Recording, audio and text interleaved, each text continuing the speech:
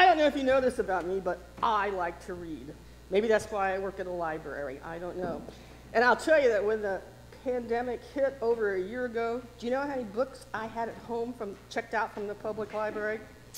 I had between 50 and 60, and I was so glad because I couldn't go back in and check anything else out. So it kept me busy during that time. Well, one of my favorite authors is Dr. Seuss. And he has a character that just makes me laugh all the time. And you know who that is? It's Horton. Horton is just, the elephant is just so kind and so understanding. And in his book, Horton Hears a Who, he is in the middle, it's probably hot. He's in the middle of a pond or a pool, and he's just having fun when all of a sudden he hears a voice asking for help. So he looks all around. He doesn't see anybody, but he knows he heard that voice. And all of a sudden, he sees this piece of dust floating down through the sky. And he thinks, is that where the voice is coming from? So if you remember the story, he takes it and he puts it on a flower. Well, you know what happens after that? All of Horton's friends make fun of him because they say there's nothing on that little flower. First it's the kangaroos, and then it's the monkeys, and the monkeys even steal the flower. And then there's a bird that flies off with it, and he drops it in a field of the same kind of flowers. And poor Horton has to hunt and hunt and hunt and hunt. But you know Horton's favorite saying, a person's a person, no matter how small. Well, this story of Horton reminds me of our Bible story today, which is the Good Samaritan. And one day there was a lawyer that asked Jesus what he had to do to have eternal life. And when Jesus asked him what the Bible said, the lawyer answered correctly. You're supposed to love the Lord with all your heart and love your neighbor as yourself. And Jesus said, you're right. You know what to do. Go do it. But the lawyer had one more question. He wanted to know, well, just who is my neighbor? Well, to answer that question, then Jesus told the story of the Good Samaritan. And do you remember it? There was a man walking down the road from Jerusalem to Jericho, and he got attacked. They stole his money, they beat him up, they took his clothes, and they left him on the side of the road to die. Well, the first person who comes along is a priest. And as he walks down the road and he sees that man on the side of the road, he moves over to the other side, doesn't do anything. Soon another man comes down the road. He's a Levite. He's a person who works in the church. He looks at the man on the side of the road. He moves over to the other side and walks on by. Finally, a third man comes by from Samaria. And the moment he sees that man, he has no other thought in his head but to go and help him. So he goes through his possessions and he bandages him up and he puts ointment on his sores and he gets him, I don't know whether he had a donkey or a wagon, but he's able to transport him to the next town, and he puts him up for the night to help him get better. And the next morning, he tells the owner of the hotel or lodge, wherever they were staying, that you take care of this man until he's able to be on your own. Here's some money, and if it's not enough, when I come back the next time, I'll pay you the rest. So then Jesus looked at the lawyer and he said, which one of these was being a good neighbor? And of course, the lawyer answered correctly. It was the third person. And Jesus told the lawyer, then go and do likewise. Well, you know, Jesus told us how to love our neighbors, and if you have trouble knowing who your neighbor is, all you have to do is think about Horton. He knew who his neighbor was. It was all those little people who were living on that little piece of dust. And it didn't matter how many people made fun of him. Or you can think of the Good Samaritan. And then we know that a neighbor is a neighbor no matter how small. Let's pray. Father, help us to love you with all our hearts and to love our neighbor as we love ourselves. Amen. Our scripture reading this morning is from the book of Luke, chapter 10, starting at verse 25 and continuing through verse 37. Just then a lawyer stood up to test Jesus. "Teacher," he said, "what must I do to inherit eternal life?" He said to him, "What is written in the law? What do you read there?" He answered, "You shall love the Lord your God with all your heart, and with all your soul, and with all your strength, and with all your mind, and your neighbor as yourself." And he said to him, "You have given the right answer. Do this, and you will live." But wanting to justify himself, he asked Jesus, "And who is my neighbor?" Jesus replied, "A man was going down from Jerusalem to Jericho and fell into the hands of robbers, who stripped him, beat him, and went away, leaving him half dead. Now by chance, a priest was going down that road, and when he saw him, he passed by on the other side. So likewise a Levite, when he came to the place and saw him, passed by on the other side. But a Samaritan, while traveling, came near him, and when he saw him, he was moved with pity. He went to him and bandaged his wounds, having poured oil and wine on them. Then he put him on his own animal, brought him to an inn, and took care of him. The next day he took out 2 denarii, gave them to the innkeeper, and said, 'Take care of him, and when I come back, I will repay you whatever more you spend.'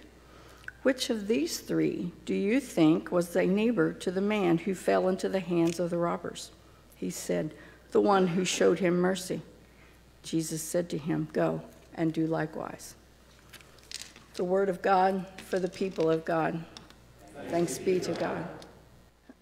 The Good Samaritan. This is a term that so many of us are familiar with, and even non-Christians are familiar with this term. It has become synonymous in our society with someone who does exceptional good for another, right?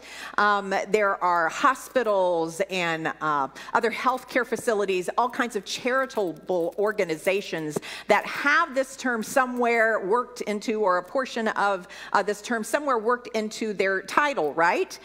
And so when we hear this, we have certain thoughts that come into our heads. However, when we give this title to the parable that is told in the 10th chapter of Luke's gospel, we may be limiting the impact that Jesus intended when he first told it. Will you pray with me? Holy God, we ask you just now for calm, clarity, and courage. Calm, Lord, that if we have things that are distracting us, running through our heads just now, that we can set those aside and just tune into your still small voice. Clarity, that we'll understand fully the individualized messages you're going to have for each one of us today. And courage, oh Lord, that once we have that understanding, we will boldly step forward into the call you place in our lives. It's the power of Christ that we pray. Amen. And so we are continuing in our series on the parables of Jesus. We learned the first week that a parable is like Mr. Potato Head, right? That there's this central core, the central nutrition that we can get out of the parable, but there's also some nuances that each of us brings to a parable based on our own life experience and understanding of the world around us.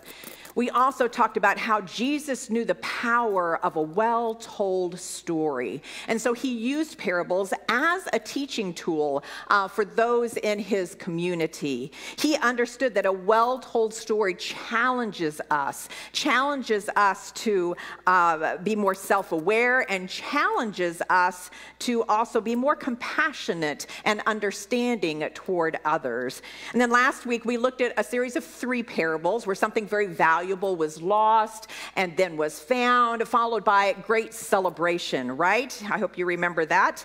And we were challenged to understand that the more we have, the harder it is to notice when one thing goes missing.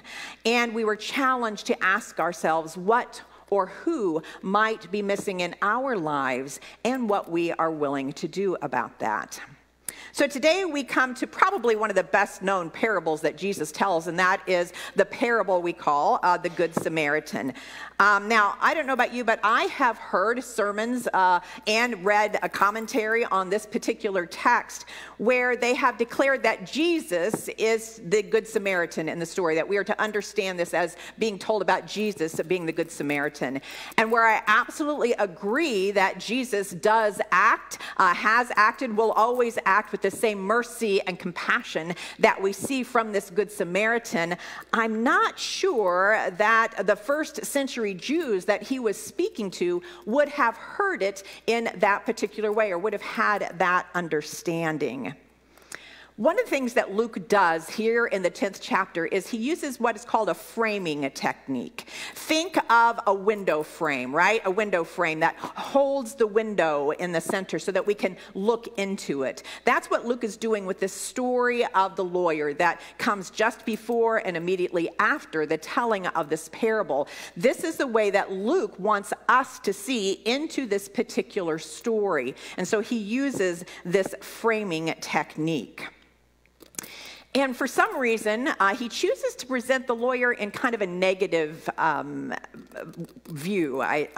We don't know why exactly. It wouldn't have been that lawyers were always thought of in a negative way in this time and place by the Jewish people. But Luke somehow feels like there's a reason to present this person in a negative light. And he does this in a few different ways. One is he addresses Jesus as teacher. Now, this tells us that he's probably not a follower of Jesus, doesn't believe in Jesus' teaching. Otherwise, in Luke's gospel, he would be calling Jesus Lord. The other thing that Luke says is that he asks his question to test Jesus. Now, obviously, that's not a nice thing to do, right? And the word that he uses for test is the same Greek word that is used when Satan tests Jesus in the wilderness, back after Jesus has first been baptized. And this is a way of Luke kind of lumping this lawyer right into the same group as Satan. And then also, his questions are a little shallow. This question that he begins with is a little shallow. It's as if he wants Jesus to give him this one little thing that he can do, and then he can check it off, right? Say that it is done. And so he says, "Teacher," the lawyer said, "what must I do to inherit eternal life?" And Jesus said to him, "What is written in the law? What do you read there, or how do you understand the law?"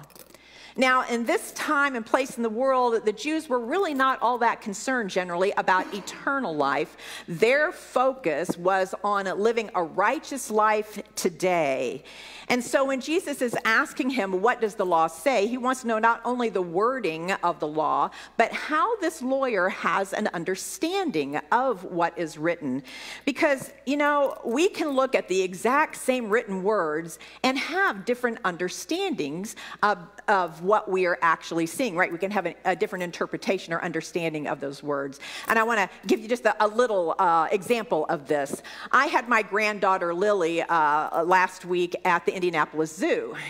And Lily's 3.5, and she loves to tell me what the letters are and have me tell her what it says or what it spells. And so we were looking at all the names of the orangutans. And we finally got to an orangutan whose name was spelled A-Z-Y. So Lily recited those letters and said, "Grandma, what does that say?" And I said, "A-Z." And she said, "Why?" And I said, "Well, because that's his name." And she said, A-Z-Y. And I said, "Yes, A-Z." And she said, "Why?" And I said, "Because that's his name, honey. That's how you say his name, A-Z-Y." And she said, "Yeah, what does that say?" And I said, A-Z. We went on like this for a little while, and I felt like I was in the middle of a Who's on First skit. It was a little frustrating for me and for her. I understood that those letters were pronounced A-Z, and she thought I was leaving off the Y. So when I said A-Z, she thought I was only spelling the first part of the name and not looking at all three letters. So then she would re-spell it for me so I could understand. So we tried to make each other understand what we were talking about. I tried to help her come to a new understanding of what those three letters represented, but she wound up just getting frustrated and said, "Never mind, Grandma," and we moved on. But I wonder if this is why Luke chooses to use this lawyer's conversation with Jesus as this framing tool. It's a clear observation for us that not all of us understand the law of God in the same way, or the instructions God gives us in the same way. And so the lawyer replies with two scriptures basically melded together, one from Deuteronomy and one from Leviticus, and says, "You shall love the Lord your God with all your heart, with all your mind, with all your strength, and your neighbor as yourself." Jesus says, "You have given the right answer. Good job. Do this and you will live. You will live a righteous life in today's world if you do this." But that lawyer, he was thinking maybe he was looking a little bad, so he wanted to justify himself, right? And he asked, "Who is my neighbor?"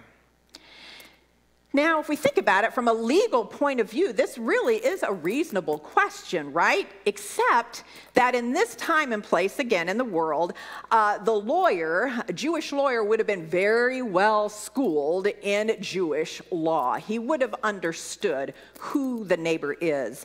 And so when he asked this question, there is implied some other questions that are not being asked.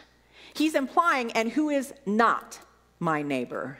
Who is it that I can not show love to? And Jesus answers him with the parable. A man was going down from Jerusalem to Jericho and fell into the hands of robbers who stripped him, beat him, and went away, leaving him half dead. This section of road was well known to this community as a treacherous road, a place that no one should really be traveling alone. And yet, we have not only the man that is beaten, but 3 other people who are traveling this road alone, when we stop to think about it. The word man that is used here in the Greek can be a term that covers any human being. And what is so wonderful about the choice of the word here is that it opens it up for us to have an understanding of anyone we need to have an understanding of lying in that ditch. Man, woman, child, nationalities, all kinds of different things that we could imagine there. And the robbers, the term for the robbers, these were people that were armed gang members and just up to no good. And so the parable tells us then that 2 different men come by, one after the other, first the priest and then the Levite, each of them crossing over to the other side, away from this poor man that has been left in the ditch for dead. Now, I have heard a lot of teaching on that the possibility of the reason that these gentlemen go to the other side is because of them being people who work in the temple, that they did not want to become unclean by coming in contact with a corpse. They're assuming the person is dead. But this really does not make sense when you look at all of Jewish law. First of all, the man is not dead. So, if they check, they'd find out he's not, and then everything's okay. They're not really in jeopardy. There is the possibility, the fact that he has been stripped, or some texts say left naked, could be an indication to them that he was dead and being left that way so that someone could prepare him for burial. But if that's the case, then they definitely have an obligation as Jews to go and make sure this body is prepared and has a proper burial. The other thing is that Jesus is very clear in saying that they were coming down the road from Jerusalem to Jericho. This means they are leaving Jerusalem and going home. So they have no immediate responsibilities in the temple. So they would have time for the perhaps up to 7 days that would have been needed for the cleansing ritual if they had indeed become impure. And really, Jewish law is clear that human life is so valuable that it was certainly worth the risk for them to stop and give aid to this human being. Saving a life was actually considered higher than even observing the Sabbath. That's how much human life was valued. And so I've also heard someone, I can remember someone saying that this parable is told in the way it is so that we will understand that the Levite and the priest represent the Jews and the Samaritan represents Christians, which is a pretty good gig if you're a Christian, I guess. But I don't think that this is what Jewish Jesus was saying to his Jewish people that he was telling the parable to. I kind of doubt that that was his point here. Last week, we looked at 3 different parables, 2 of which kind of set up the third, right? And generally, when we hear about those first 2, we think of that third parable if we are familiar with them. This is often called the rule of 3. And let me, again, give you a little example here. I'm going to offer 2 things and see if you can tell me what the third would be. So if I say Papa Bear, Mama Bear, Baby bear, a pig with straw, a pig with sticks, a pig with, or Larry, Mo, and, right, Mo, right, we got Mo, we got Larry, and we have Curly, right? So, that's the rule of 3, and that's how that works. I think you probably get the idea now, right? So here's something fascinating that I learned this last week. And that is that the Israelites, the Jewish folks, were basically broken up into 3 groups. And so there is the priest and the Levite, and then there's this other group. And Rabbi and author Jill Levine explains it, I think, the best. So I'm just going to read her explanation. The priestly line descends from Aaron, the brother of Moses. One is a priest if one's father is a priest. Levites, who form a lesser category of priests, they also worked in the temple, also received their role according to their parental line. They are descended from Aaron's ancestor, Levi. Levi was the 3rd son of Jacob. So all other Jews who are not a priest or a Levite, unless they've chosen to become Jewish, are descended from Jacob's other children, and they are called Israelites. So for this Jewish audience, this first century Jewish audience that Jesus is speaking to, when he had said a priest and a Levite, their minds would have automatically gone to, and the third will be an Israelite, and they will help. But we know Jesus.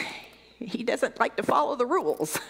He's more about presenting us with the unexpected. And so he tells a different story than they anticipate. When we say the parable of the Good Samaritan, for first century Jews, the word good and Samaritan would not have been put together. They never would have thought of that. They hated the Samaritans, and the feeling was mutual.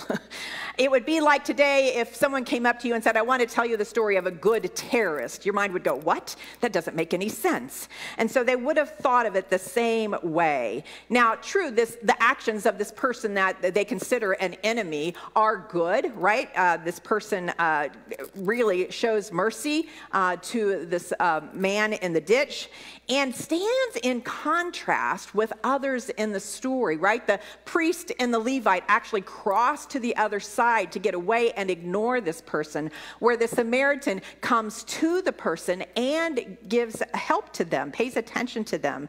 The bandits rob him, beat him, and leave him for dead. But the Samaritan takes care of his wounds, offers healing aid, and uses his own resources in order to provide care for this person. So we see quite the contrast. There is a sermon that Martin Luther King Jr. did on this text, and this was his take on it, which I think is excellent. King said, I'm going to tell you what my imagination tells me. It's possible that these men were afraid, and he's referring to the priest and the Levite here. And so their first question that they would have asked is, if I stop to help this man, what will happen to me? But when the Good Samaritan came along, King said, he reversed the question. If I do not stop to help this man, what will happen to him? Jesus, too, takes a little different angle to the story than is expected. The lawyer asks, who is my neighbor? And Jesus turns it around to, how should we act toward our neighbor? He shows him not who the neighbor is, but rather how we are to act in relationship to caring for our neighbor. Because the law is very, very clear. Everyone is to be called neighbor. Everyone is worthy of being shown the love of God. And so Jesus illustrates for us what that love looks like in action. So how do we show our love of neighbor? How do we show our love of God? How do we bring that out in our lives? Jesus says to the man there at the end, go and do likewise. He doesn't say, go home and think about this. Go home and feel the love. Go home and meditate on this idea. No, he says, go and do. Where we often think of love as a feeling, Jesus is making clear here that love is an action verb. Now, I don't know about you, but I'll give some true confession here. I have days in my life where I feel like that man in the ditch, where I feel like the world has beat me up and left me to lay, and no one is helping me at all. I feel ignored and lost and just beat down. True confession, I also have days where I feel like the Levite or the priest, where I'm more concerned about myself and my self-interest than I am of others. I'm worried about what other people might think of me or what might happen to me if I do a certain thing or act in a certain way. But on my best days, I feel like that Good Samaritan, where I'm feeling selfless, where I'm willing to look at what others need and wonder what will happen to them if I do not help. And I will say that the more time I spend in prayer and meditation and reflection and leaning on the Holy Spirit, the more of those best days I feel I have. But in order to fully be able to take care of my neighbor, I have had to look at and decide to overcome some rule of threes that I was taught growing up. Some of those include tattoo, motorcycle, gang member. White person, mobile home, white trash. Black person, ghetto, thug. And you probably have some rules of three that you have been taught in your life as well.